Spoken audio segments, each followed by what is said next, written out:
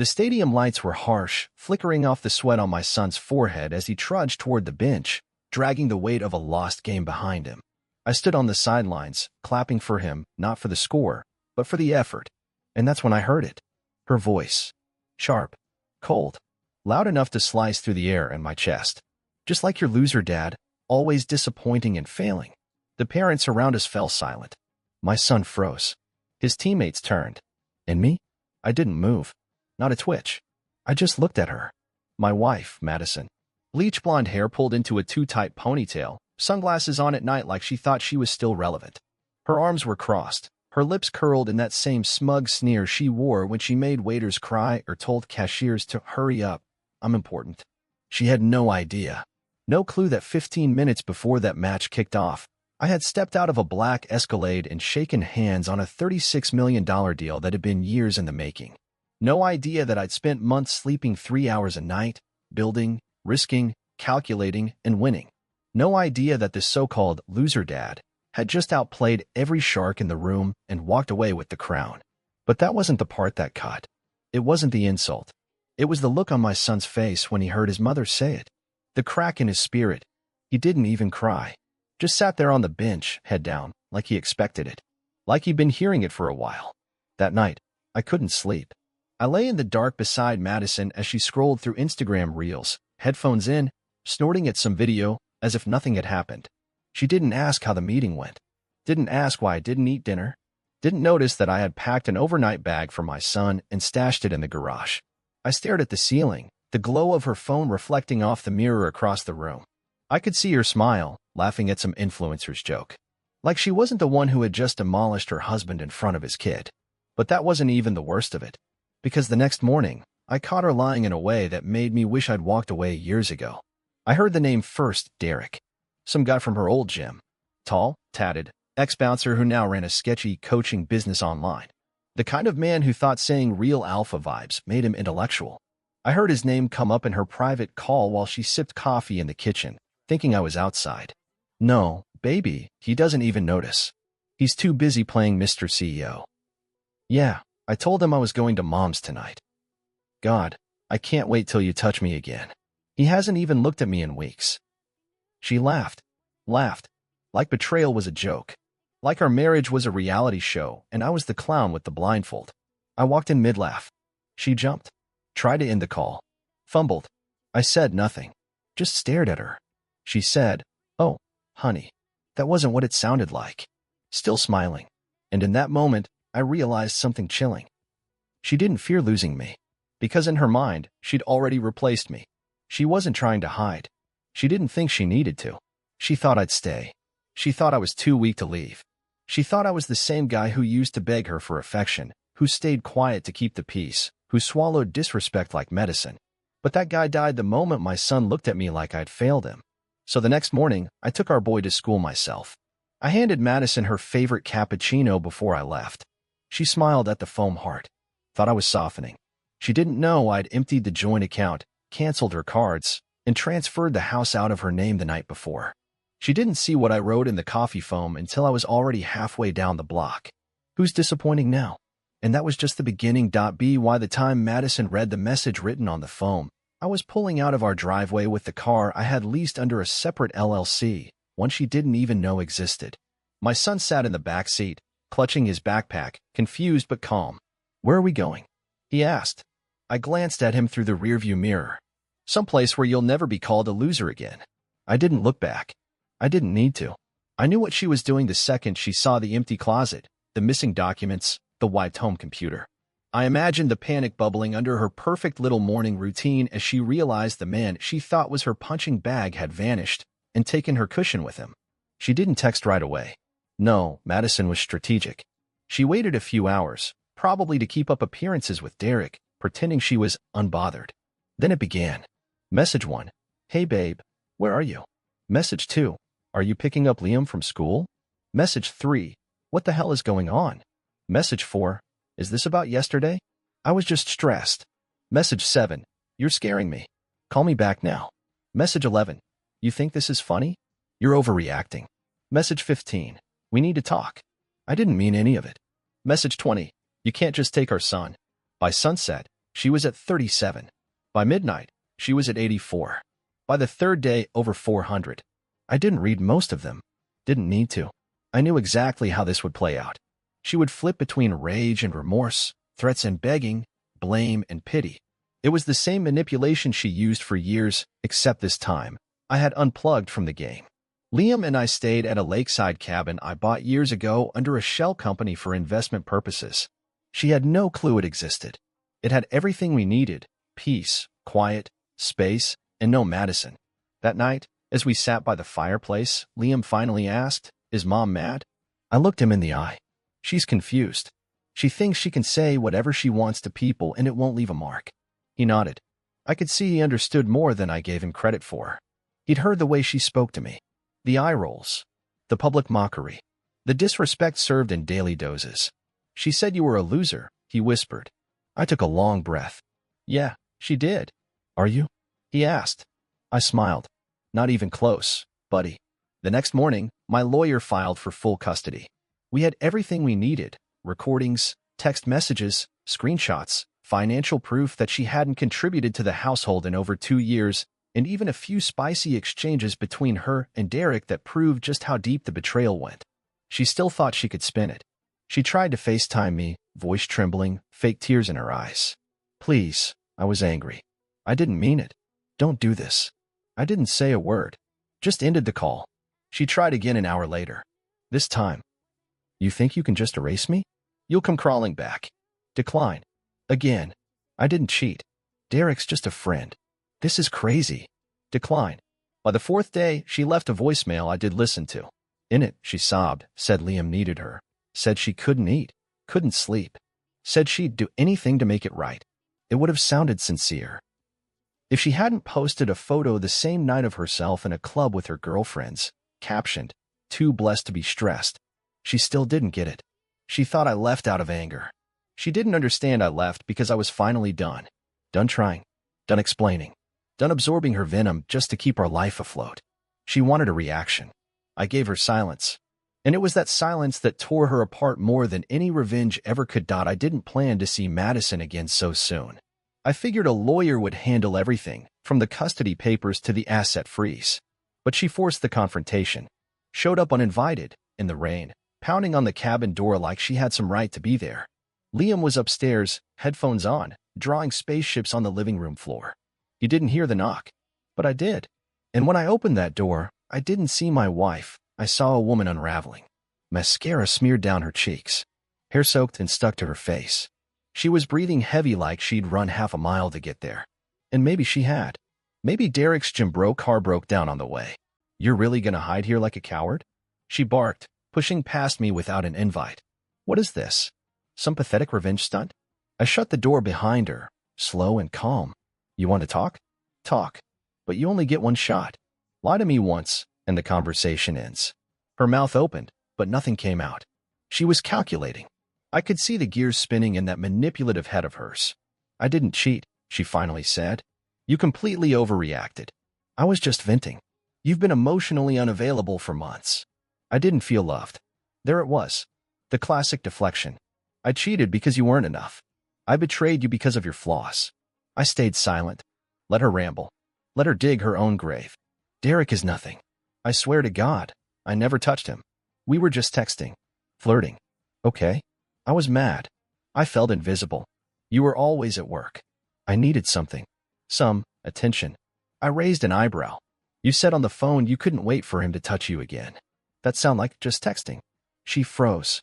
"Didn't know I heard that part." I didn't mean it like that. I was being dramatic. Like you were being dramatic when you called me a loser in front of our son." She stepped back like I slapped her.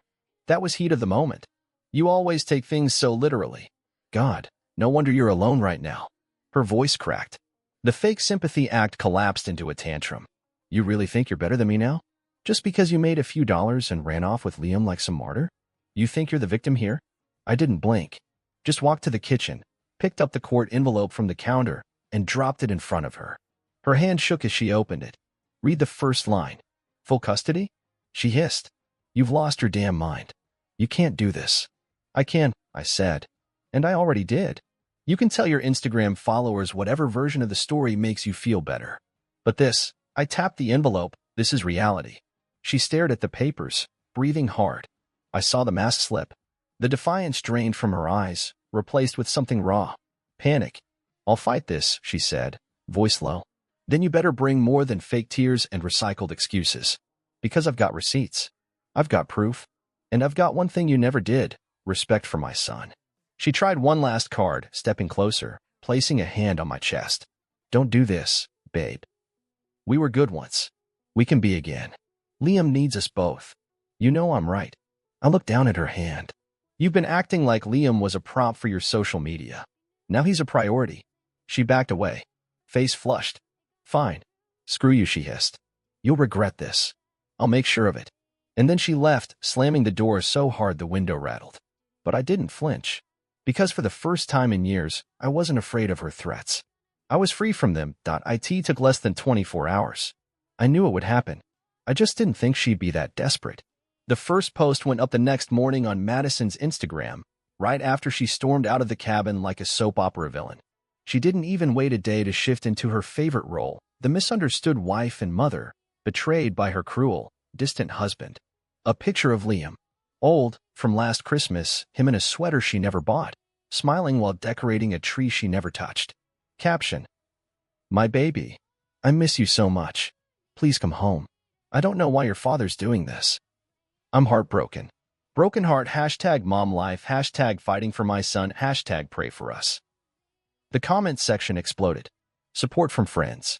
Sympathy from strangers. Hundreds of stay strong, mama messages. Then came the second post. A close-up of her face, looking tragically beautiful, flawless makeup. A single tear. Caption. When you give everything to a man who never saw your worth. And then he rips your child away because he can't handle your glow-up. #single but stronger, #justice for mothers, #truth will come out. I sat at the lake house kitchen table, scrolling through her feed on an alt account, sipping black coffee. I should have been angry, but all I felt was disgust. This wasn't about Liam. It never was. This was about image. About spinning the story before reality caught up.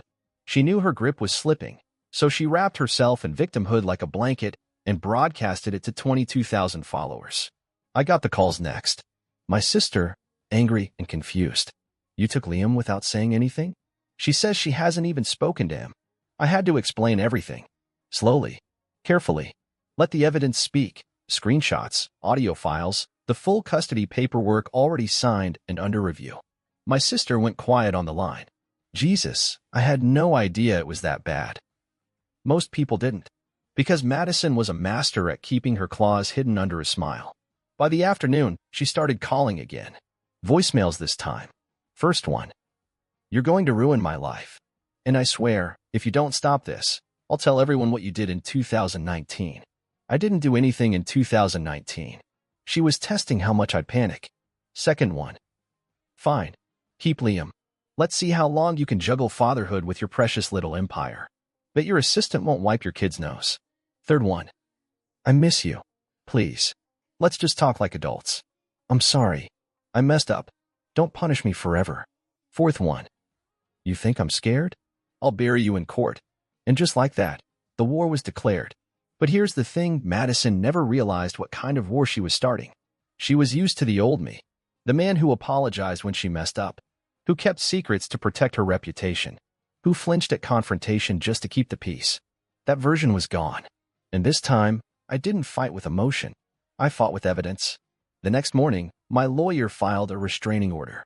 We submitted exhibits, recordings of her verbal abuse, messages from Derek, receipts of reckless spending on Liam's medical fund. Even a message from one of her mom friends who admitted Madison left Liam alone at home for hours while she went on spa days. I didn't need to post. I didn't need to respond online. I let her scream into the digital void. And behind the scenes, I built my case, like I did in business. Calm. Strategic. Ruthless. Let her hashtags cry for justice. The Real Justice was being printed in courtrooms across the city. And when the court date came, I'd make sure the judge saw the truth, not the filtered version, but the raw, unedited nightmare she had become. The courtroom was colder than I expected. Not in temperature, though the air conditioning was working overtime, but in energy. Sterile. controlled, civilized. A far cry from the chaos Madison tried to create outside. She walked in wearing her concerned mother costume, soft beige blouse, little silver cross necklace, hair down in waves. No fake lashes this time, just enough makeup to look tired but strong. Her lawyer, a slick-haired charmer named Brent, wore a pitying smile as he shook hands with the bailiff. They thought they had this in the bag. She leaned toward me before it began. Voice low, venom barely hidden. You really want to drag this into court? Over what? Some gym selfies and jokes with a friend. I didn't respond. I didn't even look at her. My attorney, Carolyn, opened with calm, clinical precision. Laid it out like a business pitch, facts, not feelings. Evidence, not accusations. Your Honor, she said, what we have here is not a disagreement between two loving parents, but a sustained pattern of neglect, deception, and emotional abuse directed at both her husband and child. And then came the exhibits. Phone records. Screenshots of flirty messages that turned explicit fast. Her own Instagram captions. Financial records proving she'd drained the emergency fund for beauty investments. A signed statement from one of her friends admitting Madison joked about having a backup plan in case her husband died early. And the recording. I debated whether to use it. It was from 3 months earlier, when she thought I was asleep in the next room. She was on the phone with someone, probably Derek. Laughing, carefree. Honestly, I could poison his coffee and nobody would even care. Dude's such a pushover. That line landed like a brick. Even the judge shifted in his seat. Even her lawyer blinked. Madison turned pale. For a moment, the mask cracked. She opened her mouth to object, but Carolyn was already moving to the next exhibit. We showed text between Madison and Derek the same week Liam was homesick. She was out partying. Liam was left with a neighbor. There were receipts, timestamps, GPS pings. It was an avalanche of proof, and she was buried in it. Her turn to speak came. She started off strong, voice trembling like a wounded dove. I just want my son back. I miss him. I made mistakes, but who doesn't? I'm human. Then she flipped the switch. Tears gone. Tone sharp. This is character assassination. He's punishing me because I didn't worship him like some trophy wife. He's always been obsessed with control. Her outburst silenced the room. The judge raised his hand. Mrs. Holloway, please remain composed. But she couldn't. The more she spoke, the more unhinged she sounded. She accused me of being a narcissist, a tyrant, a workaholic. Claimed I was brainwashing our son. Then she tried the ultimate low blow. That cabin he took Liam to? I don't even know where it is. He could be hurting him, and no one would know. That was it. That was the final nail. I stood up, spoke calmly. Your Honor, Liam is safe. He's here today, and he's been evaluated by a licensed child psychologist whose written report is in your hands. He's thriving. He's calm. He's happy. The judge reviewed the report for a solid minute, then looked at Madison. Given the presented evidence, and in consideration of the child's well-being, I am granting Mr. Holloway full temporary custody, effective immediately.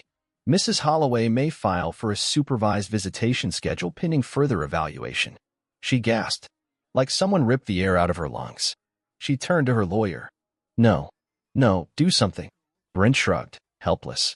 As I walked out of that courtroom, Liam waiting for me just outside, I felt something I hadn't felt in years. Peace. But it wasn't over yet. Not until she faced the full weight of what she'd lost. Not until I finished what she started. The news spread faster than I anticipated. Not because I made any statement, God no, but because Madison couldn't stay silent. By the time I dropped Liam off at school that week, I'd already been tagged in 3 cryptic stories, 2 bitter Facebook rants, and 1 video of her crying in her car while All by Myself played in the background. She wasn't just unraveling, she was broadcasting it. But the thing about online meltdowns? They expose more than they protect. At first, she had supporters. Her loyal followers flooded the comments with hearts and prayers. You're so strong. Stay positive, Queen. You'll get your son back. Don't let him win. But then, people started asking questions. Real ones. The kind her curated answers couldn't dodge. Didn't you say last month you were on a trip when your son was sick? Why did your best friend unfollow you after court? Why is Derek commenting fire emojis on all your bikini pics if you're grieving a custody loss? And then came the screenshots. I didn't leak them. I swear. But someone did. Maybe one of her old friends. Maybe Derek's ex. Either way, the private messages surfaced. I swear, the kid just slows me down. Sometimes I wish I never got married. I could have been on a yacht by now. I'm gonna milk this mom thing for sympathy. Judges eat that up. Once those went public, the tide shifted. Suddenly, her DMs weren't full of love. They were full of judgment, mockery, even threats. She tried turning off comments. Didn't matter. The damage was already done. She lost a brand deal first, some teeth whitening company she always promoted with fake smiles. Then a paid podcast interview got canceled due to internal concerns. A few influencers she collaborated with? Silent unfollows. She wasn't just losing in court. She was losing the one thing she cared about even more than custody, her image. Meanwhile, Liam and I were settling into a rhythm. Simple mornings. Homework in the evenings. One night, he looked at me while we played chess and said, "You smile more now." That nearly broke me. Not because he was wrong, but because I didn't realize how much I'd stopped smiling. Madison, though? She was slipping deeper. I got a call from her sister, Rachel, a woman who once treated me like furniture. Now her voice was trembling. She's not okay. She barely eats. She's talking to herself. She keeps saying you stole her life. I didn't know what to say. Pity was never something I associated with Madison. She used to be fire. Sharp. Dangerous. But now she was ash. That same night, I got a final voicemail. Her voice was soft. Too soft. Congratulations, I guess. You win. You always wanted to be the hero. Well, enjoy it. I hope your little victory parade keeps you warm at night. She didn't cry. She didn't scream. She just sounded empty. And for a moment, I felt the echo of the man who once loved her. But then I remembered Liam's face the day she humiliated us both. I remembered the lies, the sneers, the poison disguised as love. I didn't reply. Didn't call back. Didn't send flowers. Because this wasn't just about a failed marriage. This was about protection. About peace. About choosing the version of myself that Liam deserved. Not the one Madison had spent years trying to destroy. But I still had one last move left. Not revenge. Not cruelty. Something far more permanent. Far more final. The moment I knew it was time came when Liam brought home a permission slip for a father-son camping trip. He handed it to me without a word, just a look. One of those quiet stares where kids test your promise. Are you really here now, or will you disappear like everyone else? I signed the slip. No hesitation. And that same night, I made the final decision. It wasn't about punishment anymore. It wasn't about getting even. It was about removing her completely from our lives, from our narrative, from the future she didn't deserve to be a part of. That night, I sat down and made a list. Not a hit list, not exactly, but a plan. Sell the house.